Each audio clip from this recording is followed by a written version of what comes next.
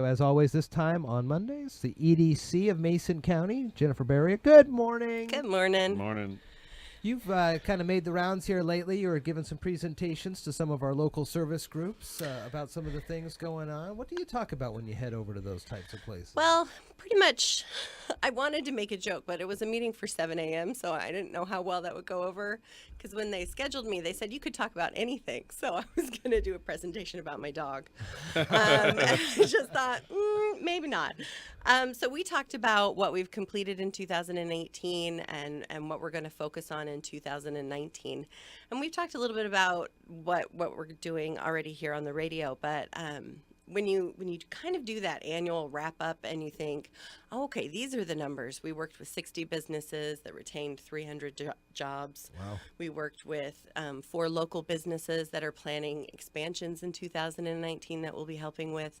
That's going to potentially create 60 more jobs, not to mention the 17 companies and proposals that we worked on to recruit new business here to the area.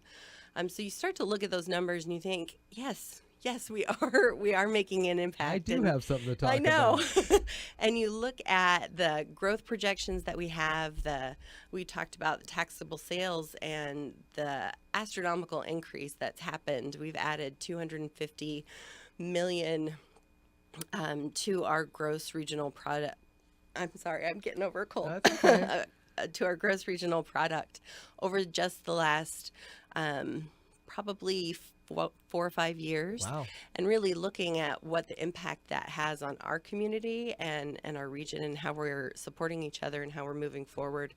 And that really kind of sets the workload that you have for 2019. We know we've got businesses that are expanding. We know we have startups that are getting close to that, ready to move into some of our storefronts, ready to make that leap to really build that and work with the city on their retail recruitment.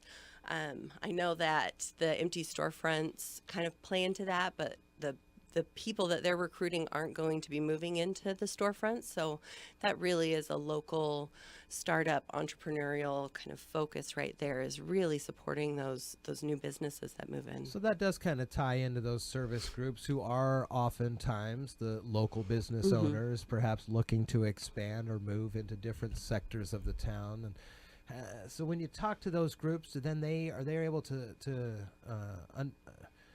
well enough understand the issues and some of the benefits to being in Shelton or the county that when they go talk to the larger service groups that they say, hey, we got great things happening here? Do you get a lot of that kind of down the line trickle down effect, if you will? I think that's the bonus of it, is you're starting or continuing that conversation. My presentation was maybe 20 minutes long, and I was there for almost 2 hours afterwards talking with them about situations that they've come across or how can they become engaged. One of the problems that you struggle with, nonprofit, small business, even large businesses, is how do you connect? How do you get the people in the community re-engaging with you? How do you spread that word? Social media has helped us. It made it a little bit easier, but you still have people that don't check that every day, which,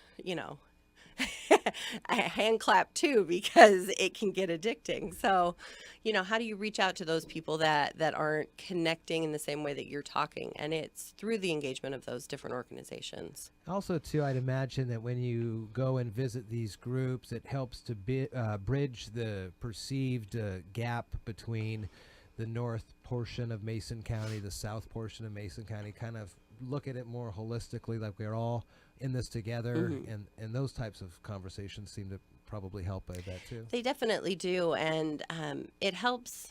It helps, I think, community members and organizations understand that even if there's not something happening that is newsworthy up front, there is a lot of work that's happening to get to that point. Especially in economic development, we look at it essentially as we're building a product. So what do we have to offer a business when they're coming to town.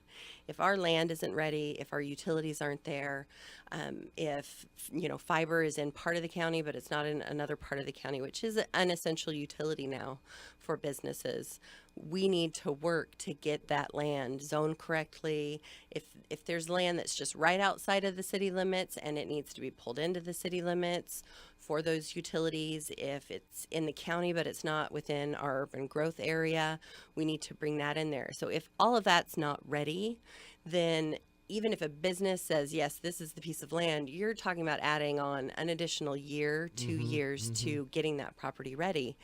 There are very few businesses that are willing to wait Right.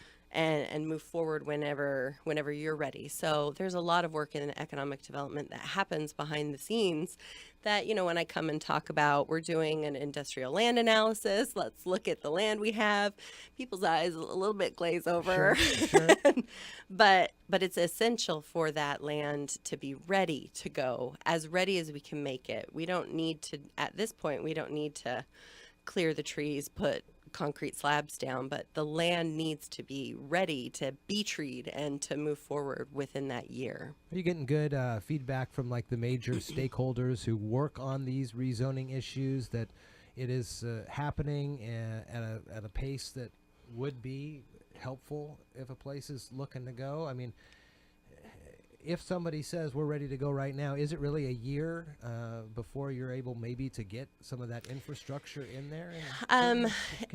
If you're talking infrastructure, it could potentially be longer than a year. But we do have, and that's kind of the work that we're doing this year, is we do have land that isn't necessarily zoned correctly, but does have utilities, is buildable. You have one landowner that has a lot of we've got a lot of large landowners. Sure. So if they're motivated, they're excellent to work with because they want to see that progress. They want to see that development.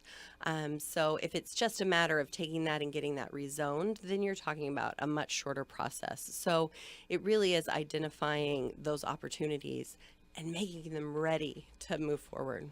Well, you can always learn more at choosemason.com. Also coming up next month, their annual luncheon, and it's going to be a great conversation talking about cross-laminated timber and some potential benefits and boons to our local economy. And so you can get information on how you get tickets to that one coming up again at choosemason.com. Jennifer, good to see you.